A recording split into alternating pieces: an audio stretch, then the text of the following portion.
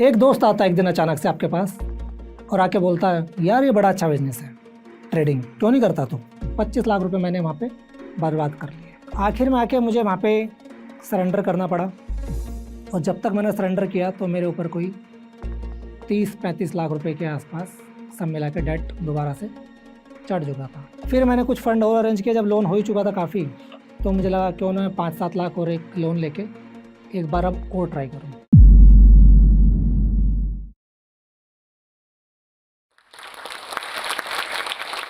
आप लोगों के हिसाब से एक मिडिल क्लास, एक लोअर मिडिल क्लास किसी भी लड़के के लिए उसके घर वाले उससे क्या एक्सपेक्टेशन रखते हैं, ख़ास तौर से उसकी माँ और उसकी फैमिली। पूरी फैमिली को एक उम्मीद होती है कि ये एक आगे निकलेगा, पढ़ेगा और एक हमें स्टेबल लाइफ देगा। मैंने उन उम्मीदों को लगातार पूरा भी किया और लगातार तोड़ा भी। अब आप समझेंगे कि ऐसा कैसे हो सकता है कि लगातार पूरा भी किया और तोड़ा भी, तो ये अब हम अपनी आगे जर्नी में देखेंगे। हेलो फ्रेंड्स, मेरा नाम है कपिल धामा और मैं दिल्ली में रहता हूँ। मेरा जन्म हुआ मेरठ के गांव में और मेरे जन्म के कुछ समय बाद ही 3 साल के आसपास मेरे पिताजी का देहांत हो गया। तो मेरी बुआ जी उस समय दिल्ली में रहा करती थी, तो उन्होंने बोला कि हम उसको अपने साथ रख के पढ़ा सकते हैं। तो बहुत अलग अलग जगहों पे रह के और गवर्नमेंट स्कूल से मैं पढ़ते हुए आगे आया। फिर जर्नी स्टार्ट होती है जॉब की। जॉब की जर्नी मैंने स्टार्ट की एडलैब्स से। एडलैब्स का आपने नाम सुना होगा, थिएटर चैन उनकी पहले हुआ करती थी। सो सब कुछ अच्छा चल रहा था। 1 साल 7 महीना कुल मिला के मैंने नौकरी की और बहुत अच्छी की, ऐसा नहीं। और जब मैंने जॉब क्विट किया 2009 में, तो मेरा अच्छा खासा पैकेज था, कोई 8 लाख रुपए के आसपास। उस रिसेशन में जब लोग नौकरी बचा रहे थे तो मुझे लगा कि नहीं, शायद मैं इससे बेटर कर सकता हूँ। कुछ सेविंग्स थी मेरे पास, उन सेविंग्स को लेके कोई 80-90 हज़ार रुपये और मैं मुखर्जी नगर जा पहुँचा। केवल मात्र 80-90 हज़ार पीएफ और मेरा जो सेविंग्स था वो सब मिला के। मुखर्जी नगर में जाने के बाद मुझे केवल 3 या 3.5 महीने मिले पहले प्रीलिम्स के एग्ज़ाम के लिए, 9 फरवरी से लेकर 17 मई तक। उस दौरान मैंने पूरा दिन रात जितना मेरे से हो सकता था 18 से 20 घंटा पूरा पढ़ाई की। 4 घंटे शायद ही मैं उसमें सोया हूँगा और इवन प्रीलिम्स के बाद मुझे डॉक्टर को भी दिखाना पड़ा, मेरी आइज़ की वेंस खिंच गई थी कि कम सोने की वजह से ऐसा हुआ है। और वो प्रीलिम्स आई थिंक मेरा कोई 7 या 8 मैक्सिमम 7 या 8 मार्क्स से मेरा प्रीलिम्स रुका। फिर मेरी माताजी ने मुझे बहुत हिम्मत दी, मतलब कि उन्होंने अपने दिल पे पत्थर रख के और मुझे हिम्मत दी कि नहीं नहीं बेटा, कोई दिक्कत नहीं है, तो इस साल नहीं हुआ तो अगले साल तो पास हो जाएगा, डोंट वरी। तो मैंने उस साल भी उसको क्वालिफाई किया। फिर मैंने मेंस का एग्ज़ाम दिया, मेंस भी क्वालिफाई किया, इंटरव्यू तक गया मैं। तो 2012 के अप्रैल के आसपास मेरा इंटरव्यू था। के पॉल इंटरव्यू बोर्ड में थे, जो पूर्व दिल्ली के कमिश्नर थे, उन्होंने मेरा इंटरव्यू लिया। हार्ड लक यहाँ भी मेरे साथ रहा और 9 नंबर से 9 मार्क्स से मेरा फाइनल सिलेक्शन आईएएस में नहीं हो पाया। और माताजी तब भी मेरे साथ खड़ी थी, बट अब मेरी आर्थिक स्थिति थोड़ी डमाडोल कंडीशन में आ गई थी। फिर मुझे एक अपॉर्चुनिटी मिली कि मैं एक सेंटर डाल सकता हूँ, एग्ज़ाम सेंटर। सो मैंने फिर से लोन लिए। पहले मैंने एजुकेशन के दौरान लोन लिए थे, अपने पढ़ाई के दौरान। मैंने फिर से एक बार लोन्स लिए, जानने वालों से, रिलेटिव से, फ्रेंड से जो अच्छे सेटल थे, उन दोस्तों से। सेंटर स्टार्ट किया। थोड़ा शुरू में स्ट्रगल आए, लेकिन अल्टीमेटली वो चल पड़ा। माताजी फिर मेरी एक बार फिर से बहुत खुश थी, जैसा कि होना भी चाहिए, कि चलो अब सेटल हो गया है। फिर से मैंने उस सेंटर में अच्छा पैसा बनाया। उस दौरान सेंटर से मैंने 1.5 करोड़ के आसपास पैसा बनाया और ये बहुत अच्छा अमाउंट था उस टाइम पे, 2017 और 18 के बीच में। जो पैसा कमाया था उससे मैंने कोई 60-70 लाख रुपए का अपना फ्लैट खरीद लिया गाजियाबाद में, जो अभी भी है, जिसमें मैं रहता हूँ। एक मैंने गाड़ी ले ली, 17-17.5 लाख के आसपास। कुछ पैसा जीवन में जीने में खर्च हो गया, तो कुल मिला के ज़्यादा सेविंग्स नहीं बचे और सेंटर डिक्लाइन में था, तो उसको सस्टेन कराने के लिए कुछ पैसा खर्च होना शुरू हो गया। अब जर्नी आती है कि मैं अगर एक चीज़ डिक्लाइन में जा रही है तो मैं हमेशा कोशिश करता हूँ समय से पहले मैं एक दूसरी फील्ड में कुछ ना कुछ अपने हाथ आजमा लूँ। तो मैंने ट्रेडिंग स्टार्ट की और जैसा बहुत सारे लोगों ने ट्रेडिंग स्टार्ट की होगी अपनी जर्नी, एक दोस्त आता है एक दिन अचानक से आपके पास और आके बोलता है, यार ये बड़ा अच्छा बिजनेस है, ट्रेडिंग क्यों नहीं करता तू। मैंने बोला ठीक है। तो मेरे पास कुल मिला के उस टाइम पे जो सेविंग्स बचे होंगे कोई 24-25 लाख के आसपास जो मैंने सब बताया, जो कमाया था उससे घर ले लिया, एक गाड़ी ले ली, कुछ खर्चे हो गए, उतना सेविंग्स मेरे पास था 25 लाख के आसपास, और वो लास्ट अमाउंट था जो मेरे पास बचा था। तो मुझे लग रहा था सफिशिएंट है, कोई दिक्कत नहीं है। मैंने दोस्त के बोलने पे 5 लाख रुपए से एक नया अकाउंट स्टार्ट करके डीमैट अकाउंट ओपन किया और 5 लाख रुपए अकाउंट में डाले और ट्रेडिंग स्टार्ट की, मतलब उसके सजेशंस पे, जैसा हर कोई करता। शुरू में मुझे तो नहीं पता था ट्रेडिंग में क्या होता है।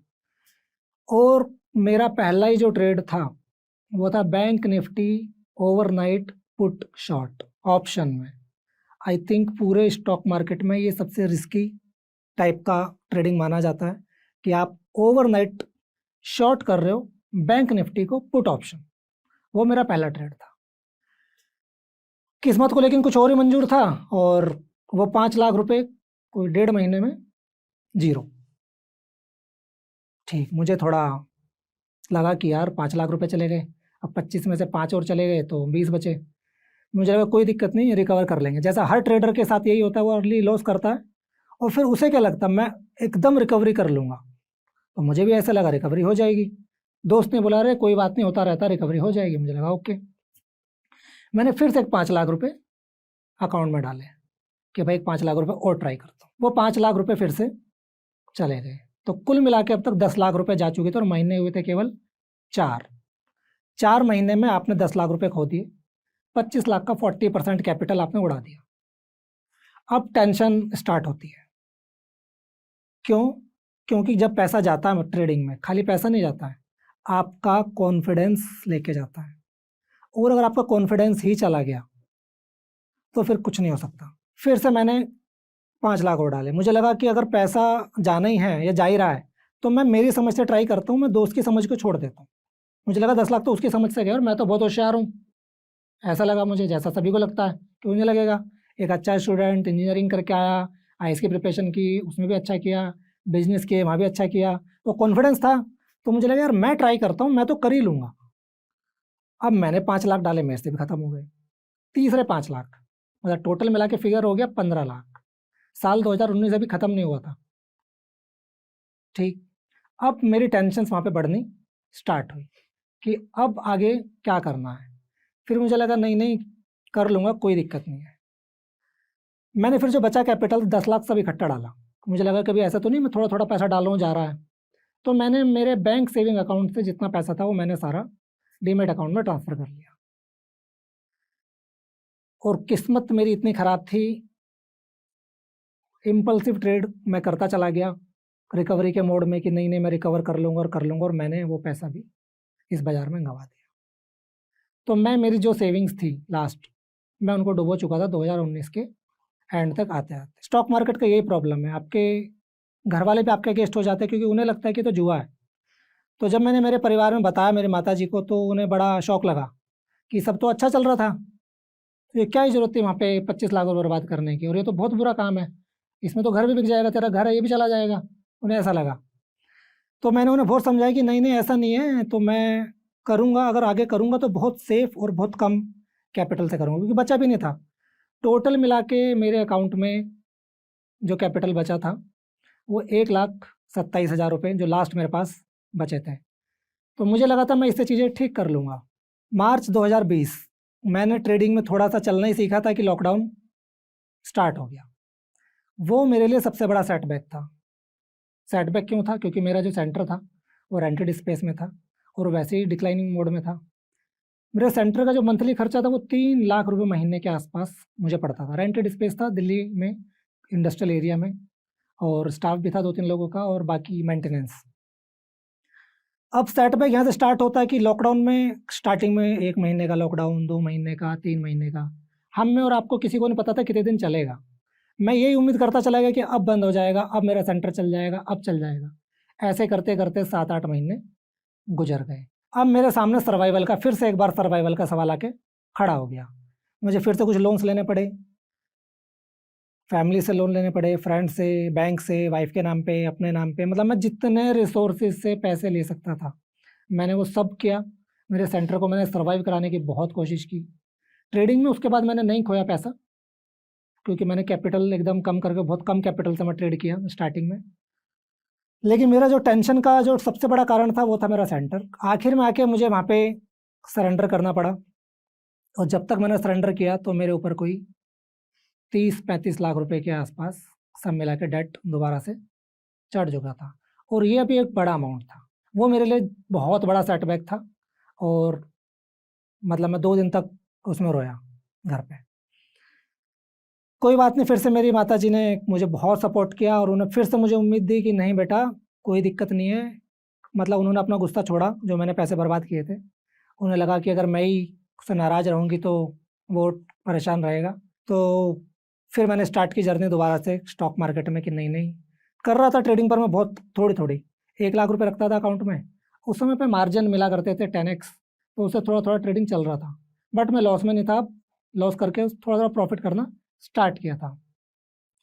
फिर मैंने कुछ फंड और अरेंज किया, जब लोन हो ही चुका था काफ़ी, तो मुझे लगा क्यों ना 5-7 लाख और एक लोन लेके एक बार अब और ट्राई करूँ, एक ट्राई मारता हूँ यहाँ पे एटलीस्ट। ऐसे तो नहीं जाऊँगा।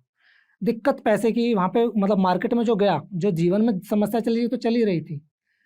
दिक्कत वहाँ पे ये थी कि ऐसी कौन सी जगह है जहाँ मैं फेल हो रहा हूँ, और मैं यहाँ फेल क्यों हो रहा हूँ। मैं फेल नहीं होऊंगा, मतलब मैंने तय कर लिया था मैं इस बाजार में फेल तो नहीं होऊंगा, मैं फेलियर का ठप्पा लगा के नहीं जाऊँगा। अब मैंने ट्रेडिंग जर्नी स्टार्ट की सितंबर-अक्टूबर के आसपास 2020 में कि अब मैं इसको full fledge as a business करूँगा।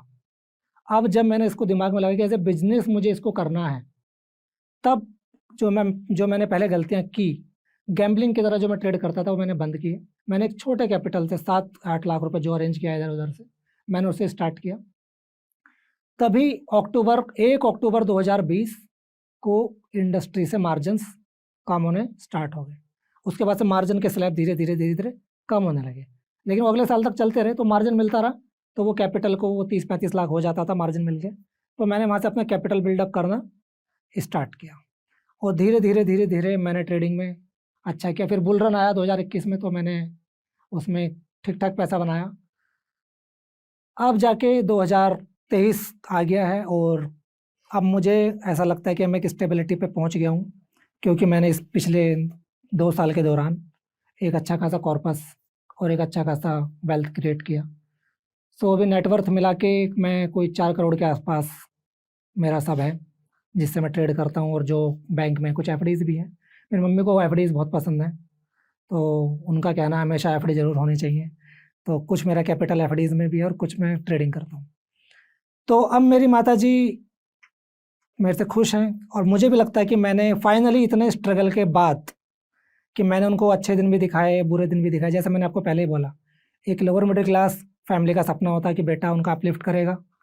बट मेरी इस पूरी जर्नी में उतार चढ़ाव थोड़े ज़्यादा रहे, बट थैंक गॉड उस पूरी जर्नी में मेरी माताजी ने मेरा कहीं साथ नहीं छोड़ा, और चट्टान की तरह मेरे पीछे वो हमेशा बन के खड़ी रही।